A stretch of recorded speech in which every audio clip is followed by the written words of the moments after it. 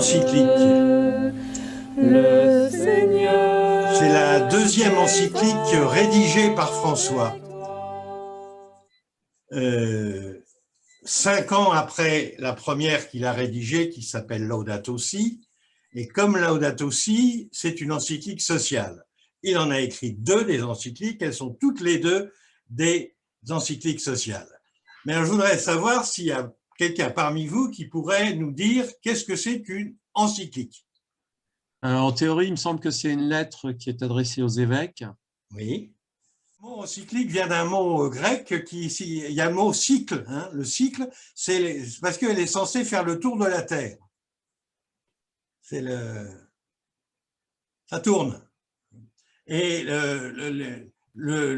comment dirais-je, le terme le plus proche d'encyclique, la traduction la plus évidente, c'est le mot circulaire. C'est une lettre circulaire, une lettre qui circule tout autour de la Terre. Alors, c'est un type de texte des papes, ce qu'on appelle le magistère, qui est les plus importants. C'est-à-dire qu'on ne peut pas attacher la même importance à une prédication du pape François dans sa chapelle le matin à Sainte-Marthe et puis une encyclique. Il a rédigé des textes très importants, François, mais qui sont surtout des exhortations synodales, post-synodales, pardon, qui sont des exhortations apostoliques. C'est un texte également important, mais moins important que les encycliques, parce que dans les exhortations apostoliques, il reprend tout le travail d'un synode, et puis il le reprend à son compte et il apporte sa patte. Et c'est comme ça qu'il avait d'ailleurs écrit un premier texte qui a été très célèbre, c'est La joie de l'Évangile, mais ça n'était pas une encyclique, c'était l'exhortation qui a suivi le synode sur la nouvelle évangélisation. Alors donc, c'est sa deuxième encyclique qu'il a rédigée. Mais en fait, il y en a eu 3. Parce que juste dès qu'il a été élu, François a signé une encyclique qu'il n'avait pas rédigée, qui a été rédigée par son prédécesseur Benoît XVI. Est-ce qu'il y a quelqu'un qui connaît le nom de cette encyclique que Benoît XVI avait écrite, mais que c'est François qui a signée? Il a peut-être à rajouter 2-3 petites choses, mais en tous les cas, elle était toute prête et au bout un mois après son élection, il l'a publiée. Et pour signifier qu'il était d'accord avec son prédécesseur, eh ben, il l'a signée. Mais c'était en fait une encyclique de Benoît XVI. Est-ce que quelqu'un connaît son nom, le nom de cette encyclique de Benoît XVI, qui en fait est signée de François? Ce qui fait qu'officiellement, c'est la Fratelli Tutti est la 3e de François, mais c'est la 2e qu'il a rédigée. Qu'est-ce qui peut me dire le titre? C'est Lumen Fidei. Bravo, ce qui veut dire? Alors là… La lumière de la foi. Ah oui. La lumière de la foi. Et vous voyez l'édition, et il y a marqué la première encyclique du pape François. Voilà, je vous la montre. La lumière de la foi. Mais en fait, ce n'est pas lui qui l'a rédigée. Passons maintenant au titre de cette encyclique, Fratelli Tutti, tous frères. Alors, ce qui est amusant, enfin intéressant à noter quand même, c'est que comme Laudato Si, il y a 3 points communs au niveau du titre.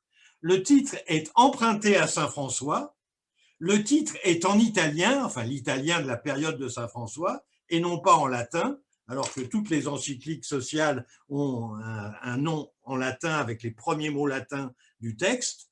Ici, c'est les premiers mots du texte, mais qui sont en italien, en vieil italien de la période de Saint François.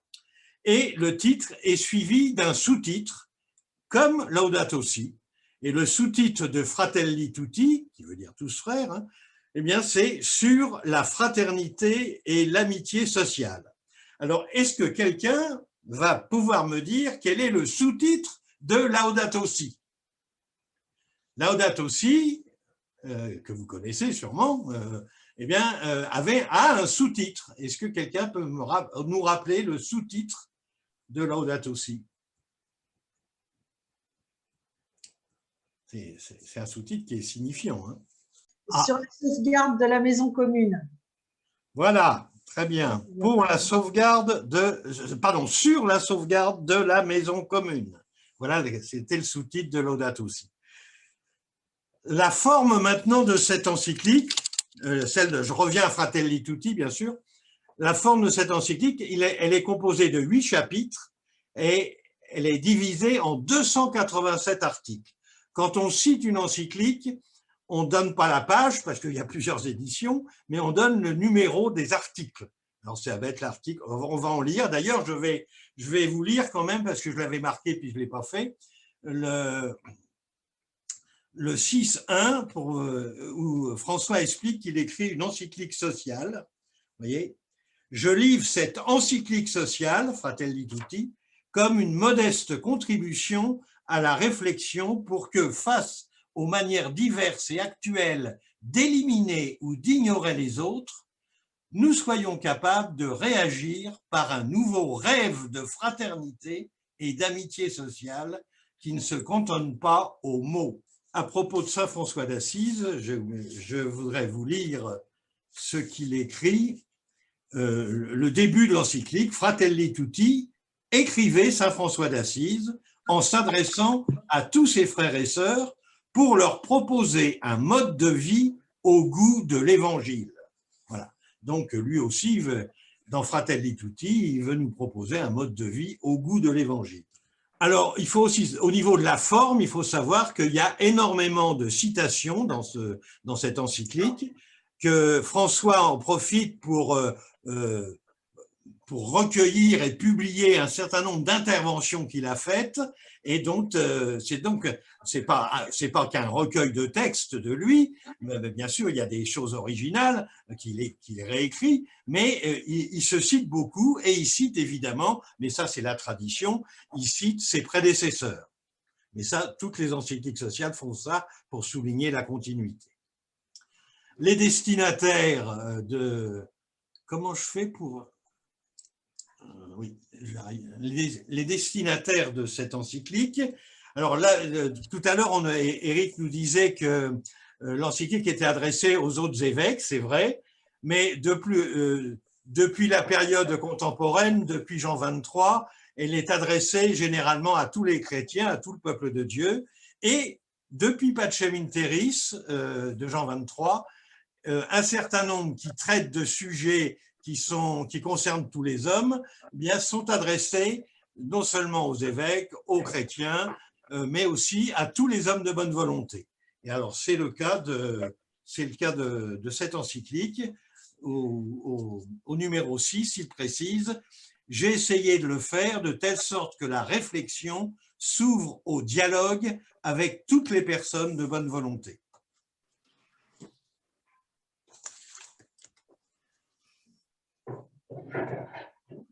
Alors, je vous donne les 8 chapitres de Fratelli Tutti, vous les avez les 8. Les ombres d'un monde fermé, c'est le premier. Donc, le premier est une description, un voir sur le monde dans toutes ses fermetures, donc un regard lucide. Bon. Le deuxième, c'est un étranger sur le chemin, c'est une méditation sur la parabole dite du bon samaritain, la parabole du samaritain qui s'arrête sur le chemin pour prendre soin de l'homme tombé aux mains des brigands. Le troisième chapitre s'appelle « Penser et gérer un monde ouvert ». Le quatrième, « Un cœur ouvert au monde ». Le cinquième s'appelle, avec quand même beaucoup de prétention, hein, « La meilleure politique ». Donc c'est un chapitre très politique, la meilleure politique. Le sixième est consacré au dialogue et il s'appelle « Dialogue et amitié sociale ». C'est le dialogue qui est le thème dominant. Le septième chapitre s'appelle « Des parcours pour se retrouver », mais en fait c'est un chapitre qui est essentiellement consacré au pardon, mais le pardon non pas interpersonnel, mais le pardon dans la vie sociale, et qui se termine avec une réflexion sur la guerre et sur la peine de mort. C'est dans ce chapitre 7. Et enfin, le huitième chapitre, les religions au service de la fraternité dans le monde. Vous savez que dans les grandes encycliques sociales des papes, certaines sont consacrées à un thème. Par exemple, Pacem in Terris, c'est la paix. Populorum Progressio, c'est le développement. Laudato Si, c'est l'écologie, la maison commune. Bon. Alors, on pourrait penser que Fratelli Tutti, c'est la fraternité, bien sûr. Alors, je suis sûr que si on parle d'une encyclique sur la fraternité, on parlera de Fratelli Tutti. Mais je vous ai souligné dans les têtes de chapitre, je vous ai souligné un mot, le mot monde, qui revient 4 fois sur les 8 titres des chapitres. Et c'est ce qui a amené Cécile Chambreau, qui est la journaliste spécialisée des questions religieuses dans le monde, de dire que cette encyclique Fratelli Tutti est le premier grand texte pontifical sur la mondialisation. Alors, ce n'est pas le pape qui le dit, hein, c'est une journaliste, mais je trouve que c'est profondément vrai, parce que je vais vous donner tout de suite pourquoi ça me semble très juste comme réaction, c'est que c'est difficile de dire que c'est une encyclique sur la fraternité dans la mesure où François ne parle pas du tout, mais vraiment pas du tout, de la fraternité dans la communauté chrétienne. Alors que quand même le mot fraternité est très important puisque c'était l'une des manières dont on a désigné l'Église primitive, on disait la fraternité. Donc c'est très important au niveau de la vie interne de l'Église. La fraternité, ben lui, il n'en parle pas du tout. Il ne parle que de la fraternité universelle, que la fraternité au niveau du monde. Et donc, c'est pour ça que c'est assez justifié, je trouve, de dire que c'est le premier grand texte pontifical sur la mondialisation. Je voudrais maintenant vous présenter les sources inspirantes. Là, je m'inspire d'un commentaire de l'encyclique. Les sources inspirantes de cette encyclique. Alors, il y a les sources qui sont signalées par François lui-même. Alors, évidemment, la première source inspirante, c'est un saint et un lieu. Bon, là, vous l'avez deviné, je ne vais pas vous interroger. Le saint, c'est François d'Assise, et le lieu, c'est évidemment Assise. Mais je voudrais, pour le coup, vous citer quelques extraits de ce qu'il dit de ce saint et de ce lieu qui l'a inspiré. Voilà, en particulier ceci. Alors voilà ce qu'il dit à propos de François. Il ne faisait pas de guerre dialectique en imposant des doctrines, mais il communiquait l'amour de Dieu. Il avait compris que Dieu est amour et que celui qui demeure dans l'amour demeure en Dieu. Ainsi, il a été un père fécond qui a réveillé le rêve d'une société fraternelle, car seul l'homme qui accepte de rejoindre d'autres êtres dans leur mouvement propre, non pour les retenir à soi, mais pour les aider à devenir un peu plus eux-mêmes, devient réellement père. Dans ce monde parsemé de tours de guet et de murs de protection, les villes, chacune des villes était entourée effectivement de murs, hein. Les villes étaient déchirées par des guerres sanglantes entre de puissants clans, alors que s'agrandissaient des zones misérables des périphéries marginalisées. Et là, François a reçu la vraie paix intérieure, s'est libéré de tout désir de suprématie sur les autres, s'est fait l'un des derniers et a cherché à vivre en harmonie avec tout le monde. C'est lui qui a inspiré ces pages. Deuxième source inspirante, c'est une rencontre et une déclaration. Il explique ça au numéro 5. Je me suis particulièrement senti encouragé par le grand imam Ahmad Al-Tayeb que j'ai rencontré à Abu Dhabi pour rappeler que Dieu a créé tous les êtres humains égaux en droit, en devoir et en dignité, et qu'il les a appelés à coexister comme des frères entre eux. Alors, vous savez qu'à cette rencontre, il y a une déclaration qui est une déclaration dont le titre s'appelle « La fraternité humaine ». Voilà, c'est un petit bouquin, mais il a été sorti par les éditions Salvator.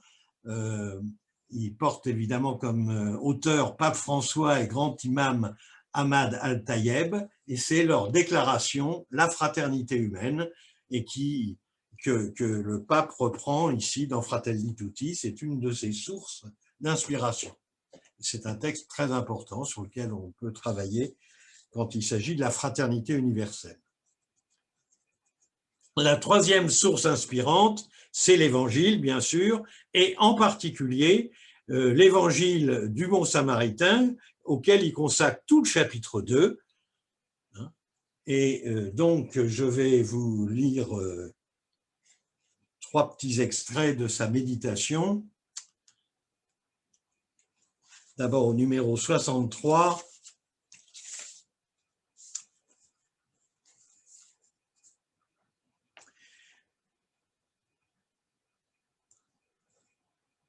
Alors, vous connaissez tous la parabole du Bon Samaritain, hein, et à propos du Bon Samaritain, justement, il dit « Quelqu'un d'autre s'est arrêté, lui a fait le don de la proximité, a personnellement pris soin de lui, a également payé de sa poche et s'est occupé de lui. Surtout, il lui a donné quelque chose que dans ce monde angoissé, nous thésaurisons tant, il lui a donné son temps. Il avait sûrement ses plans pour meubler cette journée selon ses besoins, ses engagements ou ses souhaits, mais il a pu tout mettre de côté à la vue du blessé et sans le connaître, il a trouvé qu'il méritait qu'il lui consacre son temps. » Au numéro 69, il insiste sur autre chose. Au numéro 69, il dit « Chaque jour, nous sommes confrontés au choix d'être de bons samaritains ou des voyageurs indifférents qui passent outre. Tous, nous sommes ou avons été comme ces personnages. Nous avons tous quelque chose d'un homme blessé, quelque chose d'un brigand, quelque chose de ceux qui passent outre et quelque chose du bon samaritain. » Et enfin, au numéro 81, il dit ceci. Ce qui est proposé par l'Évangile, hein, ce qui est proposé, c'est d'être présent aux côtés de celui qui a besoin d'aide, sans se soucier de savoir s'il fait partie ou non du même cercle d'appartenance. Vous savez que les Samaritains et les Juifs ne se causaient pas. Hein. Dans ce cas-ci, c'est le Samaritain qui s'est fait proche du Juif blessé. Pour se faire proche et présent, il a franchi toutes les barrières culturelles et historiques.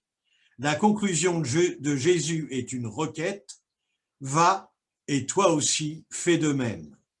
Autrement dit, il nous exhorte à laisser de côté toutes les différences et, face à la souffrance, à devenir proche de toute personne. Donc, je ne dis plus que j'ai des prochains que je dois aider, mais plutôt que je me sens appelé à devenir un prochain pour les autres. Enfin, la quatrième source inspirante de François, c'est ce qu'on appelle la doctrine sociale de l'Église. La doctrine sociale de l'Église, en 2 mots, c'est quelque chose de plus large, de plus restreint que la pensée sociale de l'Église. Parce que dans la pensée sociale de l'Église, il n'y a pas que la pensée des papes et des évêques, il n'y a pas que le magistère, il y a aussi tout le travail de réflexion et d'engagement des théologiens, des militants, des mouvements, des semaines sociales. Bon, c'est tout ça la pensée sociale de l'Église. Mais cette pensée sociale de l'Église, il est vrai qu'elle est structurée par un noyau qui est l'enseignement social des papes, et c'est là qu'on peut parler d'une doctrine sociale de l'Église. C'est les textes du magistère, qui ne sont pas seulement d'ailleurs les textes des papes, mais aussi les textes des évêques, en particulier des épiscopats nationaux ou régionaux. Et le pape François, qui est très attaché à une décentralisation de l'Église, cite souvent l'épiscopat d'Afrique, l'épiscopat latino-américain, les épiscopats d'Allemagne ou du Japon. Enfin, vous voyez, il aime bien citer les épiscopats. Je m'arrête sur cette source inspirante pour vous présenter ce que François, dans Fratelli Tutti, reprend de la doctrine sociale de l'Église, parce qu'évidemment, il ne reprend pas tout. Hein. Bon. Alors, c'est ce qu'il reprend principalement. Hein. D'abord, il reprend la source. La source, c'est évidemment l'amour qui vient de Dieu. Comment cet amour qui vient de Dieu, il peut agir et transformer la réalité sociale, les relations sociales que nous avons. Au numéro 92, il dit ceci: nous croyants, nous, croyants, nous devons tous le reconnaître, l'amour passe en premier, ce qui ne doit jamais être mis en danger, c'est l'amour, le plus grand danger, c'est de ne pas aimer. Il y a quelques belles formules comme ça que je voulais vous citer. Le 95 aussi doit être pas mal, mais je ne les connais pas par cœur. Hein.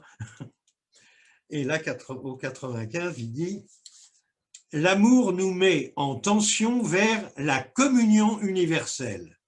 Personne ne mûrit ni n'atteint sa plénitude en s'isolant. De par sa propre dynamique, l'amour exige une ouverture croissante, une plus grande capacité à accueillir les autres, dans une aventure sans fin qui oriente toutes les périphéries vers un sens réel d'appartenance mutuelle. Jésus nous disait « Tous vous êtes des frères, fratelli tutti ». La deuxième chose qu'il reprend, François, c'est la méthode. Et la méthode de la doctrine sociale de l'Église, qui en cela est les encycliques sociales sont très différentes des autres à cause de ça, c'est qu'elles suivent la méthode du voir, juger, agir. Alors, voilà le geste un petit peu de l'encyclique, je vous l'ai mis, hein, à partir d'un monde fermé, en particulier au chapitre 1, hein, à la lumière de l'Évangile, chapitre 2, et de la doctrine sociale de l'Église, les chapitres suivants, vers un monde fraternel, et ça, c'est les chapitres où il fait ses propositions. Vous voyez, donc d'abord un regard sur le monde, avec en particulier toutes ces fermetures, comment l'Évangile et la réflexion de l'Église sur les questions sociales viennent éclairer tout cela, et des propositions vers un monde fraternel. Alors, dans cette encyclique Fratelli Tutti, on peut dire que François reprend, entre autres, hein, 5 grands principes de la doctrine sociale de l'Église. Et pour chacun, je vais vous lire un ou deux extraits. Le premier grand principe de la doctrine sociale de l'Église que François reprend avec beaucoup de force, c'est la dignité de chaque personne. Alors, au numéro 107, par exemple, quand je vous lis un numéro, c'est que c'est un parmi beaucoup d'autres. Hein. Voilà ce qu'il est dit au numéro 107. Tout être humain a le droit de vivre dans la dignité et de se développer pleinement. Et ce droit fondamental ne peut être nié par aucun pays. Il possède, tout être humain, il possède ce droit même s'il n'est pas très efficace, même s'il est né ou a grandi avec des limites, car cela ne porte pas atteinte à son immense dignité de personne humaine, qui ne repose pas sur les circonstances, mais sur la valeur de son être. Lorsque ce principe élémentaire n'est pas préservé, il n'y a d'avenir ni pour la fraternité, ni pour la survie de l'humanité. Le deuxième grand principe de la doctrine sociale de l'Église que François reprend et auquel il est particulièrement attaché, c'est la destination universelle des biens. C'est-à-dire que même nos biens personnels, ils ont une destination universelle, ils doivent servir d'une certaine manière à tous. Alors, au numéro 120, c'est évidemment ce qui limite, dans la doctrine sociale de l'Église, ce qui limite la propriété privée.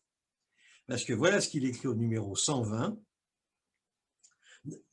D'abord, il cite Jean-Paul II, hein, qui disait « Dieu a donné la terre à tout le genre humain pour qu'elle fasse vivre tous ses membres sans exclure ni privilégier personne. » Et il ajoute un peu plus loin, « Le droit à la propriété privée ne peut être considéré que comme un droit naturel secondaire et dérivé du principe de la destination universelle des biens créés. » Et alors, ça va l'amener à dire au numéro 124, « À partir du principe premier de la destination commune des biens, nous pouvons affirmer que chaque pays est également le pays de l'étranger. Étant donné que les ressources d'un territoire ne doivent pas être niées à toute personne dans le besoin provenant d'ailleurs. Vous voyez comment il applique pour les migrants ce principe de la destination universelle des biens. Et il dit que tout pays est aussi celui de l'étranger. Troisième grand principe de la doctrine sociale de l'Église, le service du bien commun, c'est une notion très forte qui, là encore, qu'on retrouve très souvent, et voilà comment il en parle plusieurs fois, mais en particulier au numéro 154.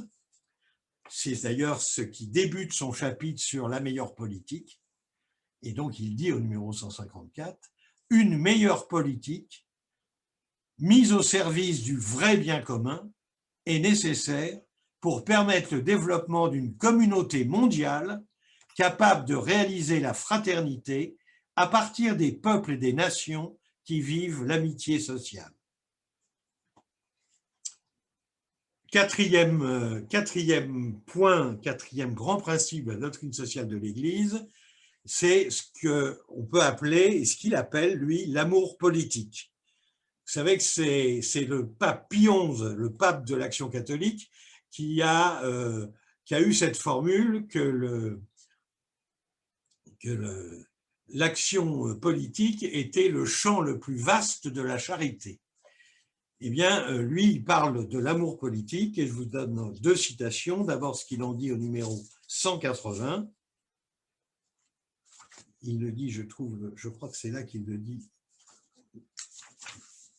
Comme j'ai deux citations, mais je crois que c'est celle-là, la 180, voilà, où il dit ceci. Oui, et je trouve que là, il est très pédagogique, enfin, je trouve. Un individu peut aider une personne dans le besoin, mais lorsqu'il s'associe à d'autres pour créer des processus sociaux de fraternité et de justice pour tous, il entre dans le champ le plus grand de la plus grande charité, la charité politique. Là, il cite Pie XI.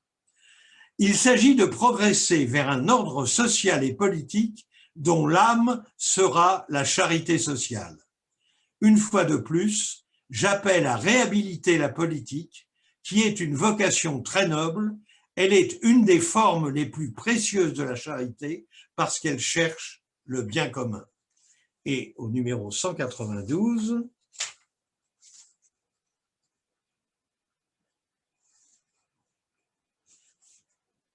ah non, excusez-moi, je ne vais pas vous le lire, je voulais vous lire le 180, mais c'est l'amour politique, il en parle du numéro 180 au numéro 192. Le petit tiret signifie que c'est tous ces chiffres-là, il a tout un chapitre sur ça. Et enfin, le cinquième principe de la doctrine sociale de l'Église sur lequel il insiste, c'est l'option préférentielle pour les pauvres. On n'est pas très surpris parce qu'on sait que c'est quelque chose qui est au cœur de son pontificat.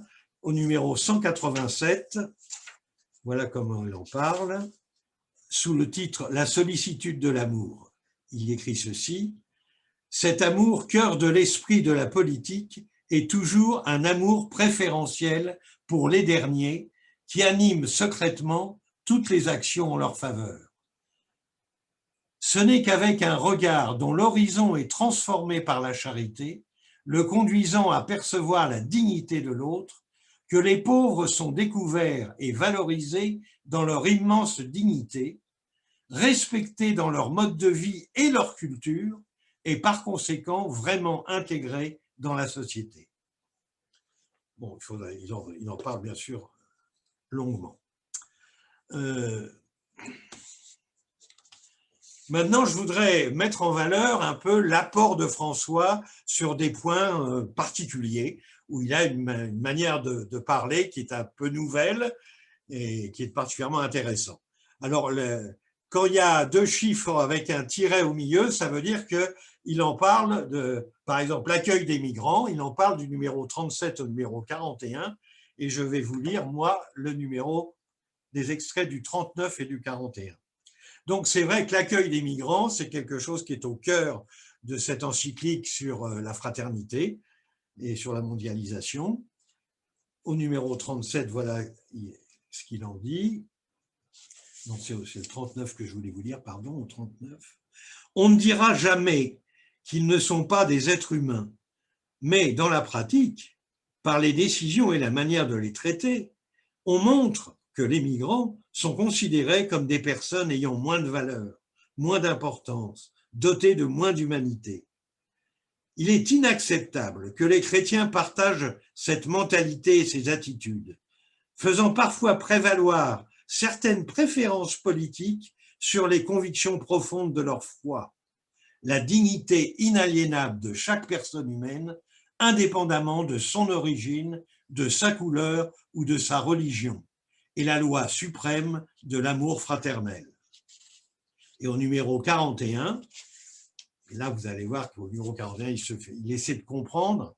Je comprends que face aux migrants, certaines personnes aient des doutes et éprouvent de la peur. Je considère que cela fait partie de l'instinct naturel de légitime défense. Mais il est également vrai qu'une personne et un peuple ne sont féconds que s'ils savent de manière créative s'ouvrir aux autres. J'invite à dépasser ces réactions primaires, car le problème, c'est quand les doutes et les craintes conditionnent notre façon de penser et d'agir au point de nous rendre intolérants, fermés et peut-être même, sans nous en rendre compte, racistes. Ainsi, la peur nous prive du désir et de la capacité de rencontrer l'autre. Deuxième apport de François, c'est ce qu'il dit sur le populisme. Il y consacre les chapitres, les numéros 155 à 161.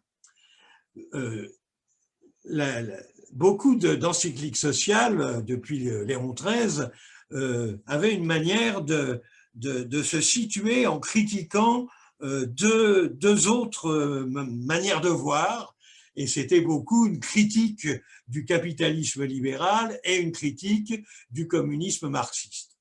Eh bien, lui, François, il va faire un petit peu la même chose. Il va attaquer d'un côté le populisme et de l'autre côté le néolibéralisme. Et voilà donc ce qu'il va dire, ce qu'il dit d'abord du populisme. Je vous lis 159 et 160. Alors c'est original parce que pour le coup, il y avait, c'est la première fois, je crois, qu'une encyclique sociale parle du populisme. Voilà ce qu'il dit.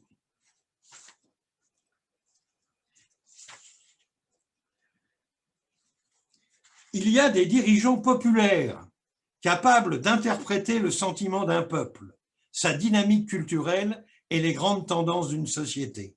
Et là, il a l'air de dire que, attention, il y a des dirigeants qui sont populaires, mais il y a de bonnes raisons, et c'est des bonnes raisons.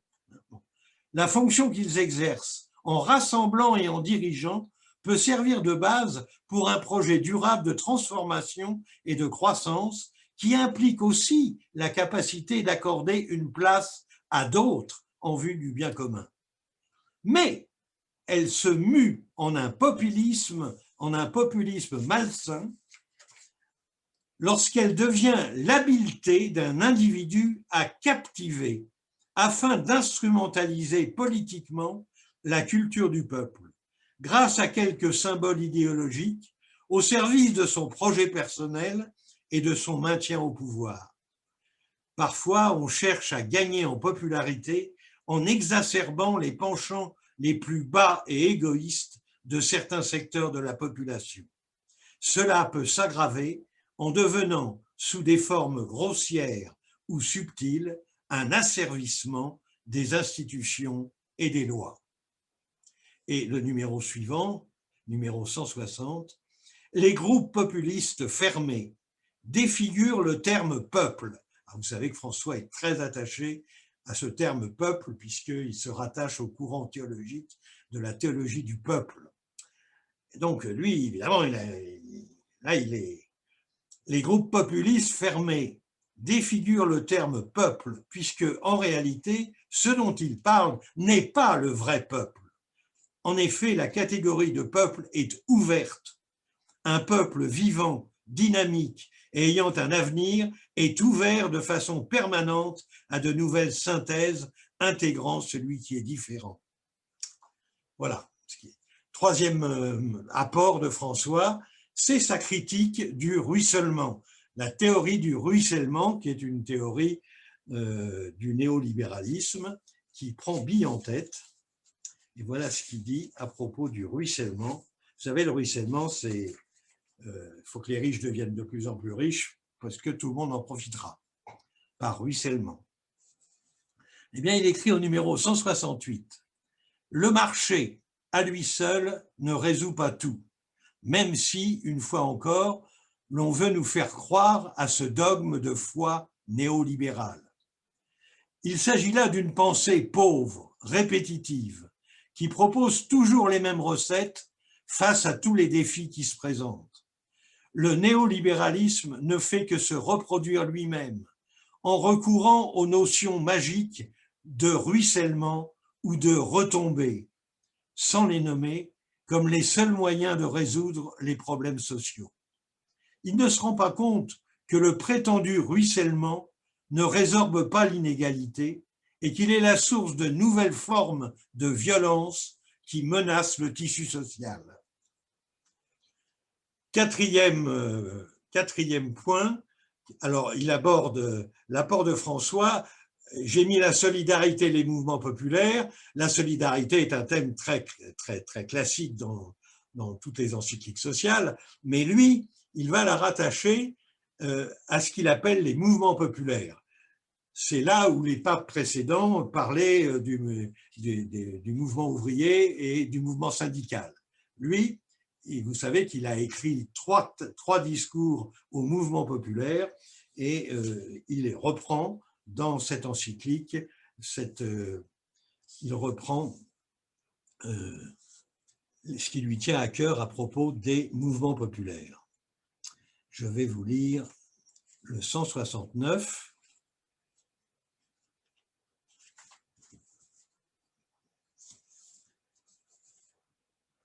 Dans certaines visions économiques étriquées et monochromatiques, c'est-à-dire d'une seule couleur, il ne semble pas y avoir de place, par exemple, pour les mouvements populaires rassemblant des chômeurs, des travailleurs précaires et informels, ainsi que beaucoup d'autres personnes qui n'entrent pas facilement dans les grilles préétablies. En réalité, elles génèrent plusieurs formes d'économie populaire et de production communautaire. Il faut penser à la participation sociale, politique et économique de telle manière qu'elle inclut les mouvements populaires et anime les structures de gouvernement local, national et international avec le torrent d'énergie morale qui naît de la participation des exclus à la construction d'un avenir commun.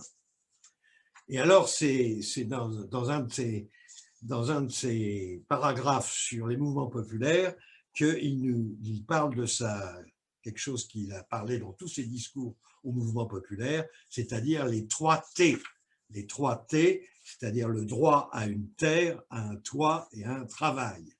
Au numéro 127, que je vais vous lire, numéro 127.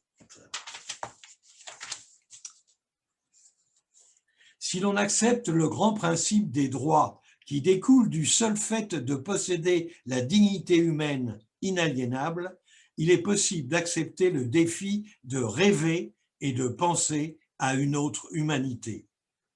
On peut aspirer à une planète qui assure terre, toit et travail à tous. C'est le vrai chemin de la paix.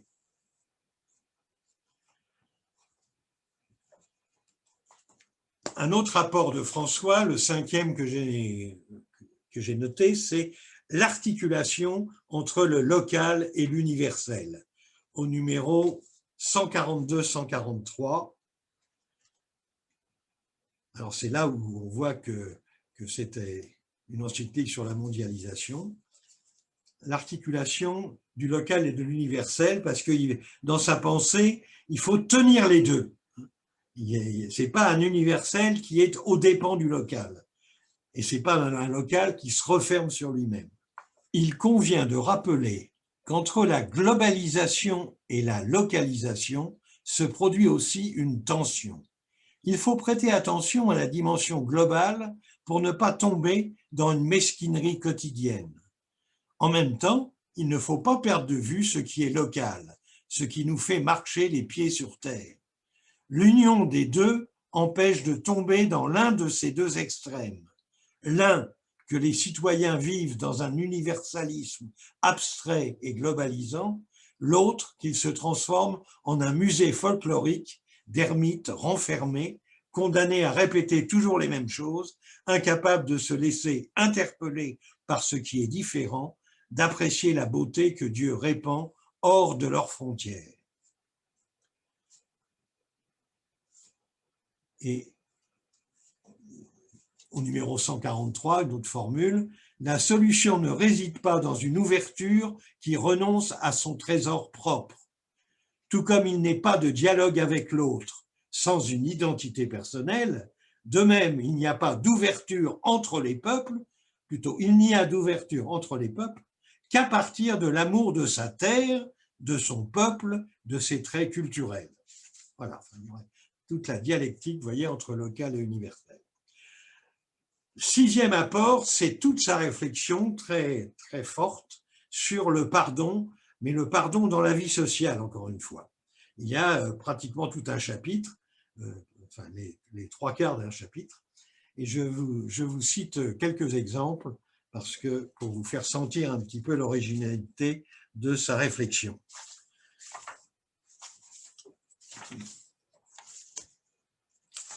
Autour du pardon. On ne doit pas exiger une sorte de pardon social de la part de celui qui a beaucoup souffert injustement et cruellement. La réconciliation est un fait personnel et personne ne peut l'imposer à l'ensemble d'une société, même si elle doit être promue. On peut la promouvoir, mais on ne peut pas l'imposer. Dans le domaine strictement personnel, par une décision libre et généreuse, quelqu'un peut renoncer à exiger un châtiment, même si la société et sa justice le demandent légitimement. Mais il n'est pas possible de décréter une réconciliation générale en prétendant refermer par décret les blessures et ou couvrir les injustices du manteau de l'oubli. Qui peut s'arroger le droit de pardonner au nom des autres? Il est émouvant de voir la capacité de pardon de certaines personnes qui ont su aller au-delà du mal subi, mais il est aussi humain de comprendre ceux qui ne peuvent pas le faire. Dans tous les cas, ce qui ne doit jamais être proposé, c'est l'oubli, donc jamais oublier. Alors il cite par exemple, on ne doit pas oublier les bombardements atomiques d'Hiroshima et de Nagasaki, vous voyez, des choses qu'on ne peut pas oublier. Et justement, à propos de ne pas oublier, un paragraphe qui est titré Pardon sans oubli, il dit ceci: le pardon n'implique pas l'oubli, nous disons plutôt que lorsqu'il y a quelque chose qui ne peut en aucune manière être nié, relativisé ou dissimulé, il est cependant possible de pardonner.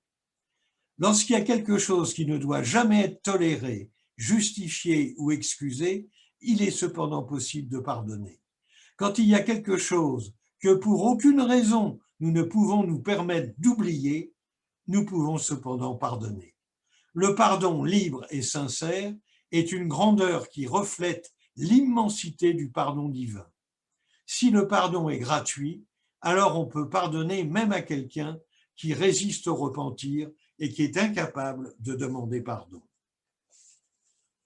Et au numéro 251, ceux qui pardonnent en vérité n'oublient pas, mais ils renoncent à être possédés par cette même force destructrice dont ils ont été victimes.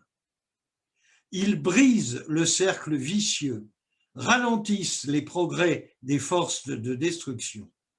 Ils décident de ne pas continuer à inoculer dans la société l'énergie de la vengeance qui, tôt ou tard, finit par retomber une fois de plus sur eux-mêmes.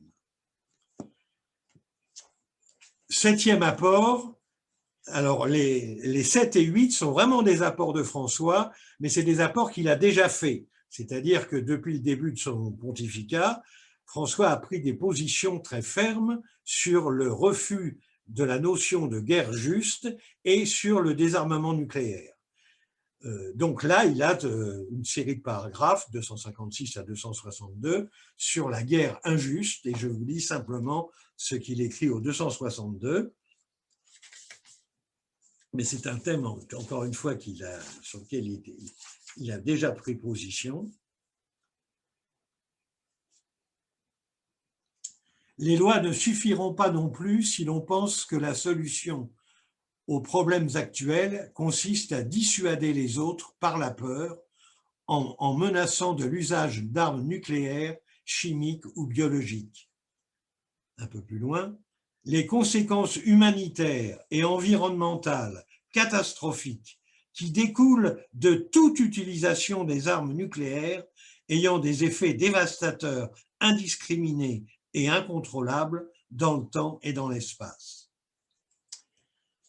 Enfin, sur la peine de mort, quand il est devenu pape, il a fait changer le numéro du catéchisme de l'Église catholique sur la peine de mort.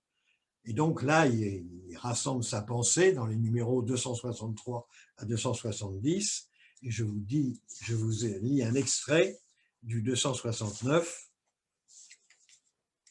Le rejet ferme de la peine de mort montre à quel point il est possible de reconnaître l'inaliénable dignité de tout être humain et d'accepter sa place dans cet univers. Étant donné que si je ne la nie pas au pire des criminels, autrement dit la dignité, l'inaliénable dignité de tout être humain, si je ne la nie pas au pire des criminels, je ne la nierai à personne. Je donnerai à chacun la possibilité de partager avec moi cette planète malgré ce qui peut nous séparer. Voilà donc l'apport de François. Je voudrais conclure avec 3 mots-clés qu'on retrouve un peu dans l'ensemble de cette encyclique. Et là, je vais vous redonner la parole. Il y a un mot qui revient très souvent, vous l'avez peut-être remarqué parce que je l'ai lu plusieurs fois dans plusieurs extraits très différents. C'est un mot qu'on n'a pas l'habitude du tout de trouver dans les encycliques sociales précédentes. C'est le mot rêve. C'est le mot rêve. Et en particulier, François nous y avait déjà habitués dans un document relativement récent, le dernier synode qui a eu lieu, qui était un synode particulier sur l'Amazonie. Eh bien, dans l'exhortation apostolique qui a suivi ce synode sur l'Amazonie, il y a 4 parties: le rêve social, le rêve culturel, le rêve écologique et le rêve ecclésial pour l'Amazonie. Alors voilà, j'ai envie de vous redonner la parole pour que vous puissiez exprimer à 3-4 d'entre vous, donc ceux qui lèveront la main bien sûr, si on partageait nos rêves de fraternité. C'est-à-dire quand on parle de rêve de fraternité, on pense d'abord à quoi? De quel rêve de fraternité? Quels sont nos rêves de fraternité? Spontanément nous viennent au cœur et à la mémoire quand on parle de rêve et de fraternité. Donc, la parole est à vous. Levez la main et dites-nous à quoi vous rêvez, à quelle fraternité vous rêvez. Ah, il y a Henri de la Salle. Ouais. Ah oui, très bien. Salut Jean-Pierre. Bonjour Henri. Non, mais c'est tout simple parce que tout à l'heure à midi, là, on était avec 2-3 personnes et on en parlait. Enfin, une vieille dame qui est atteinte d'une maladie évolutive, là, nous disait, mais c'est quand même dommage si, alors elle citait dans sa paroisse, hein, mais si on savait davantage s'entraider, se comprendre, on ferait de tellement belles choses, alors qu'au contraire, des fois, on ne cesse de s'opposer, de se concurrencer. Voilà. Donc, c'est une femme qui peut être en train de redevenir enfant, hein, avec sa maladie évolutive qui l'a conduit tout doucement vers la dégradation de son corps. Mais je trouvais ça évident, quoi, ce qu'elle disait. Merci Henri. Donc, je commence par des choses simples. Merci. Il y a Joncherelale. L'allée. Oui, Pardon. bonsoir. Bonsoir. Alors, moi, je rêve d'une fraternité qui inclut les plus démunis et les plus pauvres, mais sans prise en compte de leur religion, de leur origine et des paroisses plus ouvertes. Et qu'on ne soit pas les catholiques qui parlent aux catholiques, mais les catholiques qui parlent aux humains, ceux qui en ont besoin. Très bien. Chantal? Oui, moi je rêve que mes impôts, ils servent pas à payer l'énergie nucléaire qui détruit et à payer la fabrication des armes. J'aimerais bien pouvoir orienter mes impôts, voilà, qui ne détruisent pas les êtres humains. Ah, voilà, c'est un grand rêve. Oui. Très bien. Merci. Quand j'étais jeune prêtre, il y avait un chant qu'on prenait souvent et qui s'appelait « Rêve d'un monde ». Il y a quelqu'un qui se souvient des paroles? Rêve d'un monde, monde, rêve d'un monde, monde. C'est un monde à faire ensemble. Hein. Ouais, ouais. Rêve d'un monde à faire ensemble. Très bien. Ouais. Alors, vous voyez, au numéro 10, François parle des rêves qui se brisent en morceaux aujourd'hui. Alors, il est lucide hein, dans cette première partie où il parle de la fermeture, mais je vous lis un extrait du numéro 10 où il parle de ses rêves. Ah ben non, pardon, je voulais simplement citer ce titre qui donne à ce paragraphe, je ne vais pas vous le lire, mais des rêves qui se brisent en morceaux. Et alors, il parle ailleurs du rêve d'une humanité fraternelle, d'une fraternité universelle. Vous voyez, encore une fois, il ne parle pas de la fraternité entre nous, là, dans nos communautés, hein, mais tout de suite, il a d'un nous de l'humanité qui ne fait qu'une seule famille. C'est un thème qu'il reprend très souvent. C'était le thème de la déclaration d'Abu Dhabi avec le grand imam du Caire. Et au numéro 8, il en parle comme ça. Tous ensemble, voilà un très beau secret pour rêver et faire de notre vie une belle aventure. Personne ne peut affronter la vie de manière isolée. Nous avons besoin d'une communauté qui nous soutient, qui nous aide et dans laquelle nous nous aidons mutuellement à regarder de l'avant. Comme c'est important de rêver ensemble. Seul, on risque d'avoir des mirages par lesquels tu vois ce qu'il n'y a pas. Les rêves se construisent ensemble. Rêvons en tant qu'une seule et même humanité, comme des voyageurs partageant la même chair humaine, comme des enfants de cette même terre qui nous abrite tous, chacun avec la richesse de sa foi ou de ses convictions, chacun avec sa propre voix, tous frères. Vous voyez, c'est un beau passage sur le rêve et c'est un peu nouveau cette manière dont on articule le rêve, l'utopie et un projet de fraternité. Un deuxième mot clé de l'encyclique, c'est le mot dialogue. Alors pour lui, le dialogue, c'est le chemin de la fraternité et de l'amitié sociale. Numéro 198, qu'est-ce qu'il dit? Au 198, oui, c'est le début de ce chapitre sur le dialogue. Il dit ceci: se rapprocher, s'exprimer, s'écouter, se regarder, se connaître, essayer de se comprendre, chercher des points de contact. Tout cela se résume dans le verbe dialoguer. Pour nous rencontrer et nous entraider, nous avons besoin de dialoguer. Et il a aussi cette formule au numéro 199 que je vous ai mise, entre l'indifférence égoïste et la protestation violente, il y a une option toujours possible, le dialogue. Alors, là encore, je vais vous rendre la parole pour que vous puissiez dire à quel dialogue ça nous renvoie.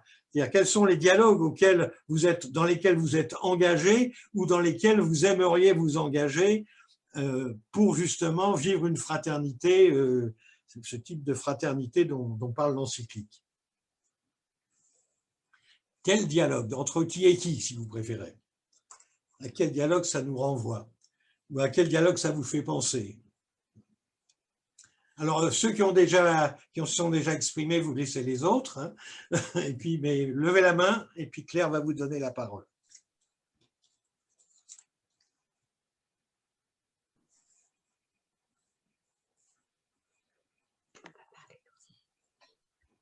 Alors, moi, si je peux dire un petit mot, je suis en train de lire un ouvrage de Jean-Pierre Denis qui s'appelle « Un catholique s'est échappé ».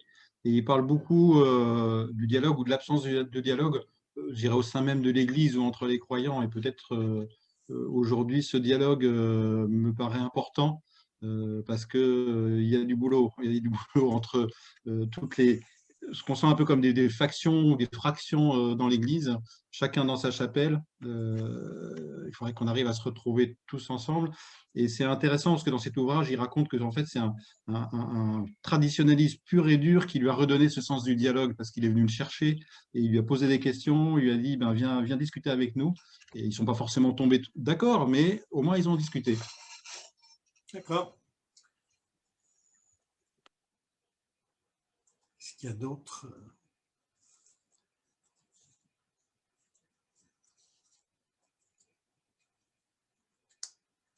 D'autres formes d'autres expériences de dialogue ou d'autres aspirations à d'autres dialogues? Alors, il y a Suzanne Gain qui dit « Je pense au dialogue entre les peuples par l'intermédiaire des partenaires au CCFD Terre Solidaire. » Ah oui, d'accord. C'est dans le chat, ça? Dans le chat, oui.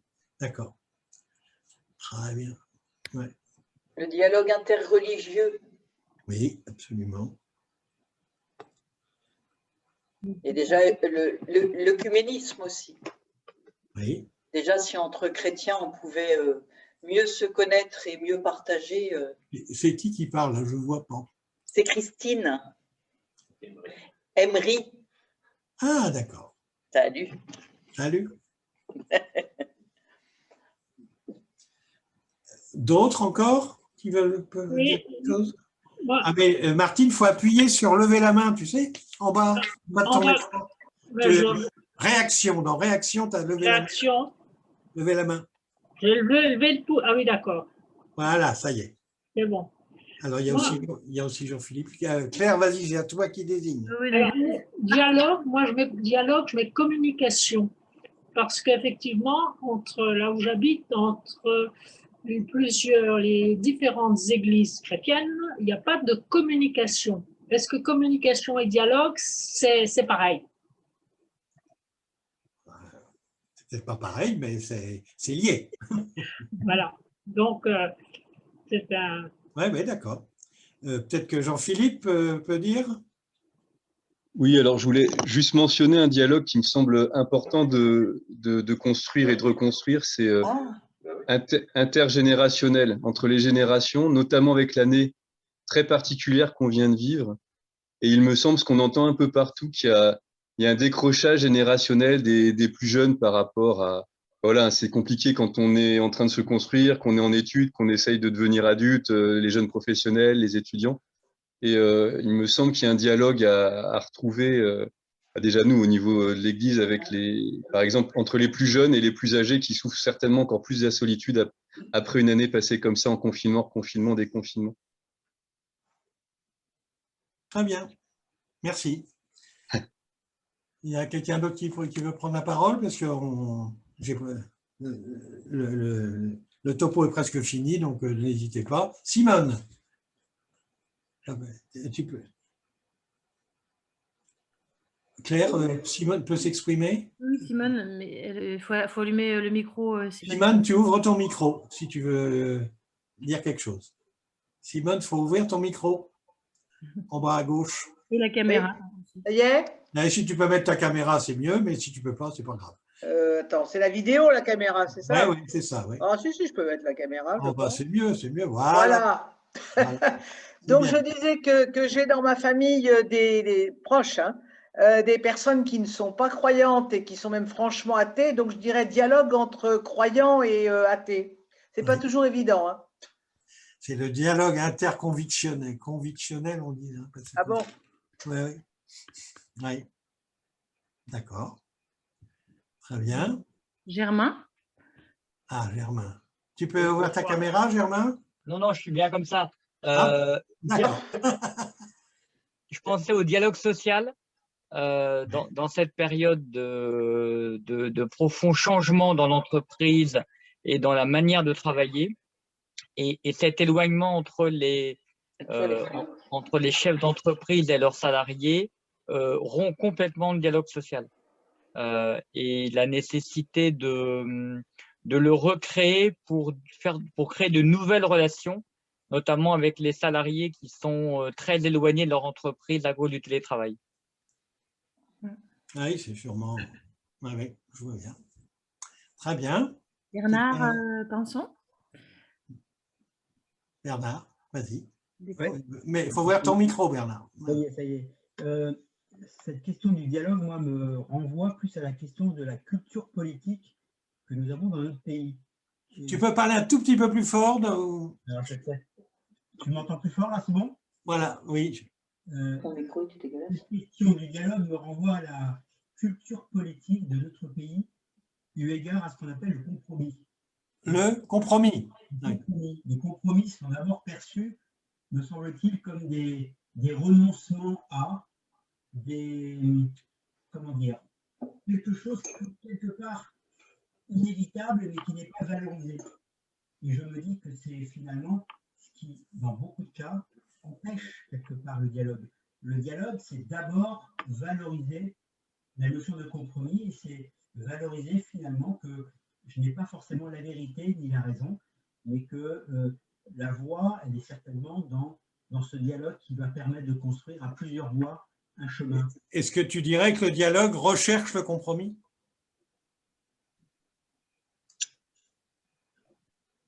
Est-ce que le dialogue vise à rechercher le compromis? Je dirais d'abord que le compromis est le fruit du dialogue. D'accord, ok.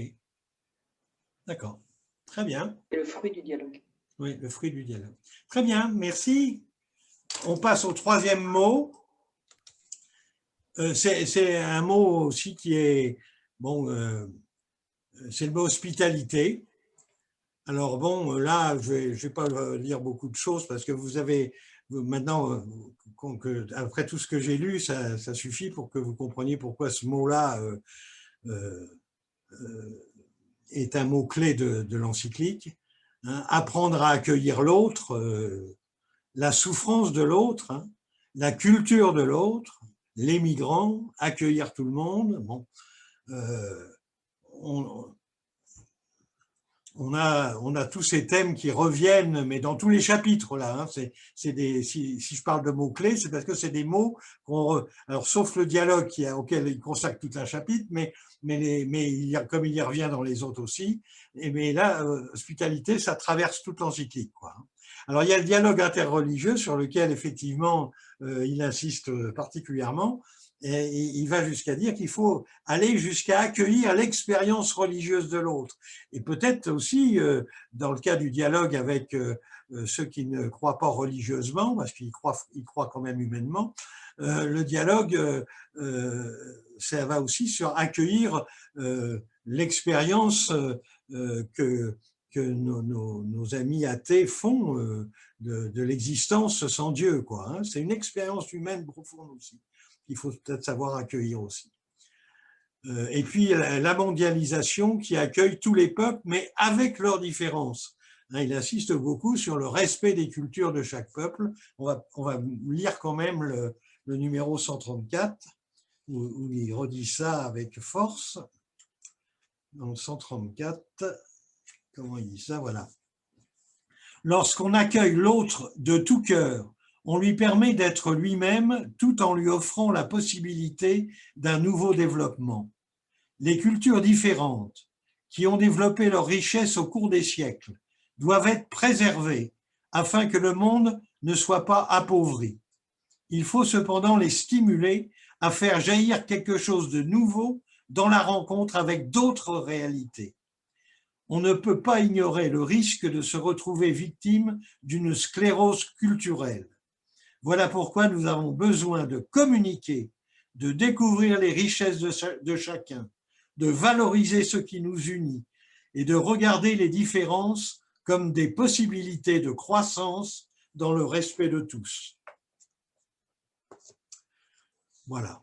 Alors, peut-être là aussi, on peut engager un petit dialogue, enfin, tout du moins, vous donner la parole pour, sur le thème de l'hospitalité. Est-ce que certains peuvent partager quelle hospitalité ils se sentent appelés à vivre ou comment ils le vivent déjà ou ils se sentent appelés à vivre, particulièrement en ce moment? Est-ce que cette notion d'hospitalité vous cause et fait référence à votre expérience? Donc, je vous redonne la parole pour en faire profiter tout le monde. Quelle hospitalité suis-je appelé ou sommes-nous appelés à vivre?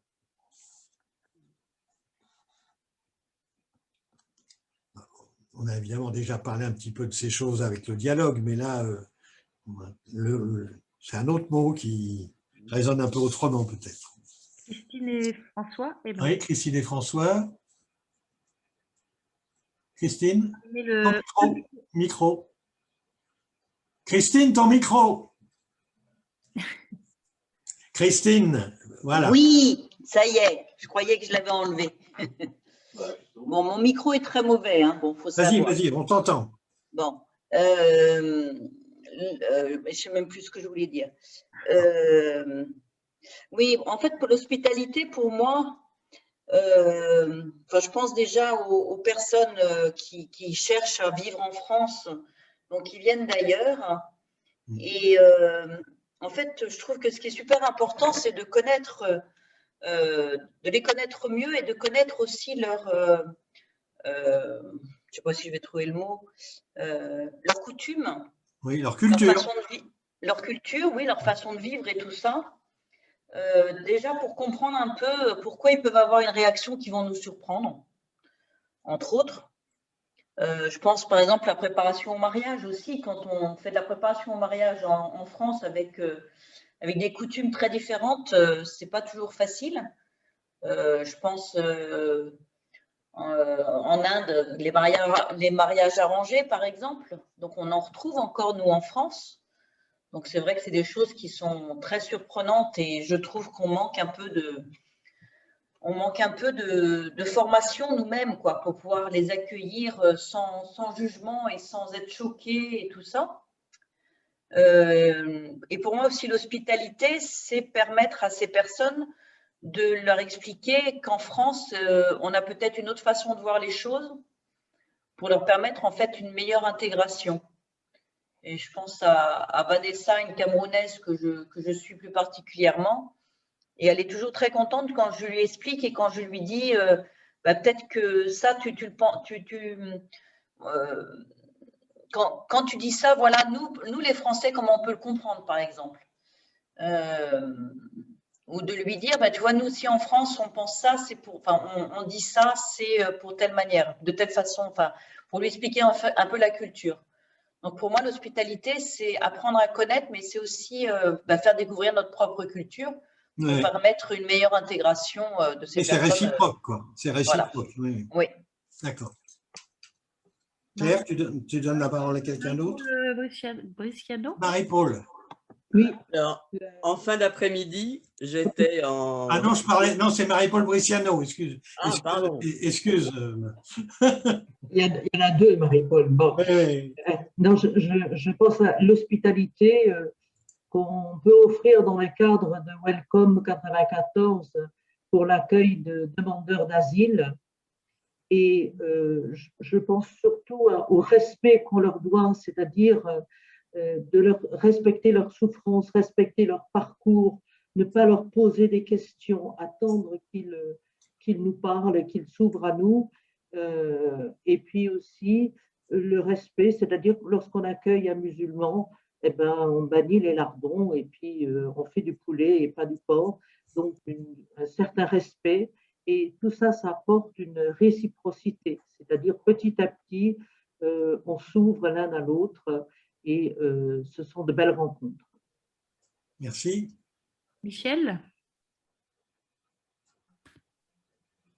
Alors moi, j'ai un thème qui me tient bien à cœur, c'est ce que j'appelle les jeunes majeurs. Des jeunes qui sont arrivés comme mineurs isolés et qui, le jour de leurs 18 ans, se retrouvent sans rien. Je vois fleurir en ce moment pas mal de pétitions qui proposent de soutenir ces jeunes au moment où ils reçoivent leur OQTF. Et je me dis que c'est un moyen d'action parmi d'autres. Dans le même style, il y a les orphelins d'Auteuil qui essayent, alors je ne sais pas si ça existe aussi dans la région parisienne, mais au moins dans la Sarthe. Si. Les miracles de la vision, c'est qu'on peut être là en étant très loin. Il y a un service qu'ils ont créé pour ces jeunes que l'État leur demande de mettre dehors le jour de leurs 18 ans.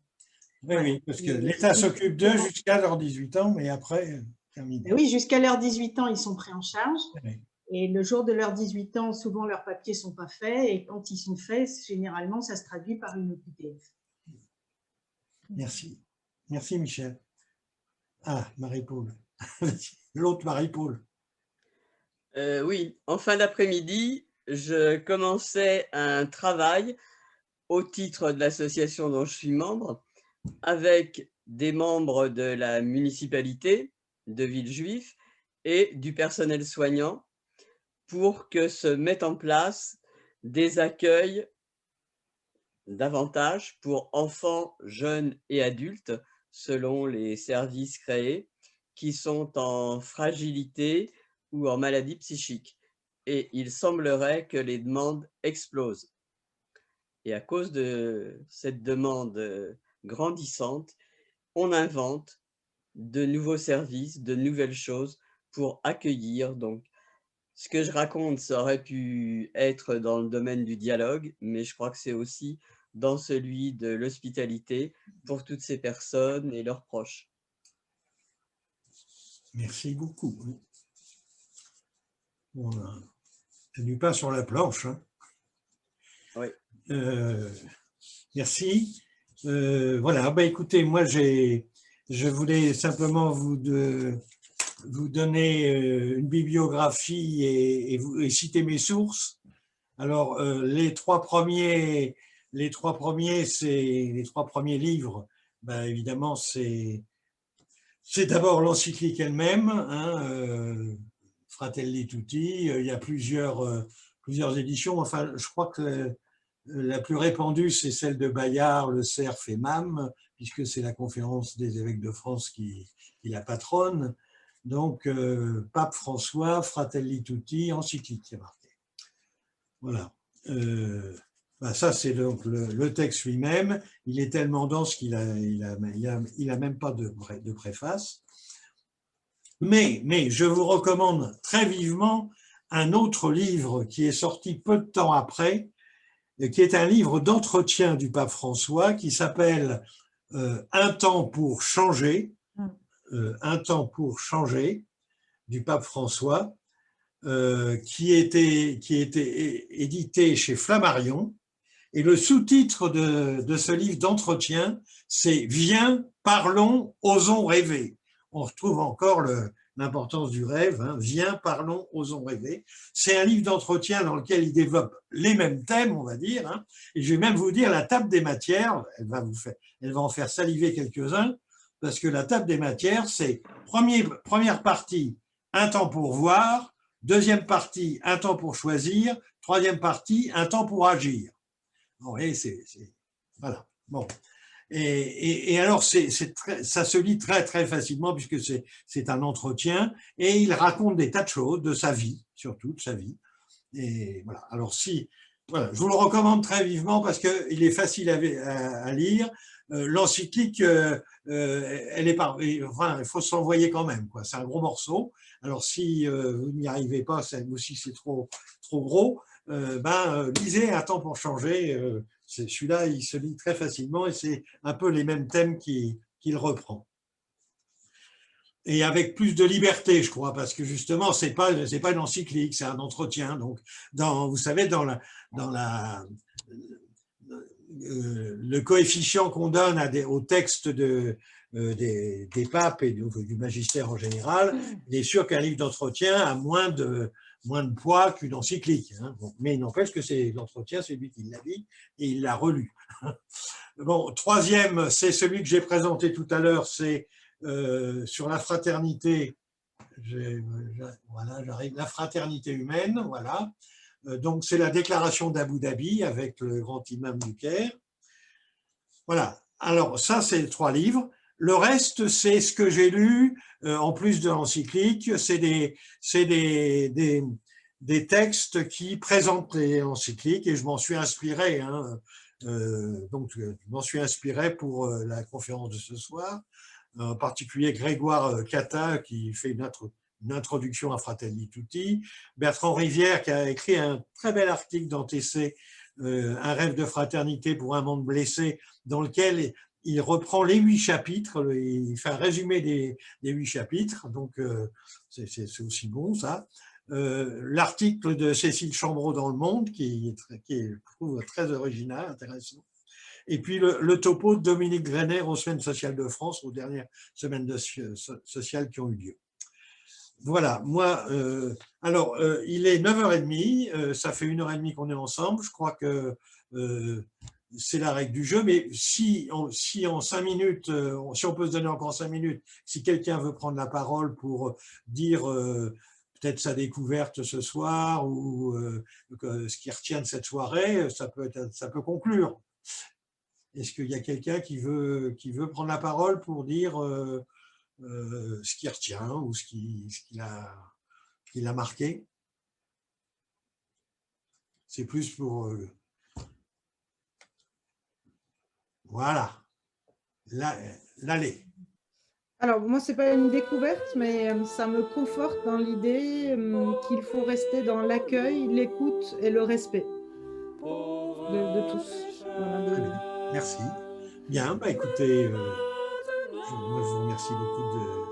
Merci beaucoup, et puis essayons de mettre en pratique cette dynamique de la fraternité.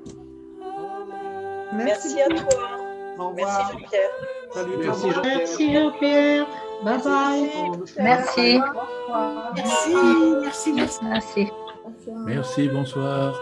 Merci beaucoup. Au revoir. Merci, bonsoir. Bonsoir.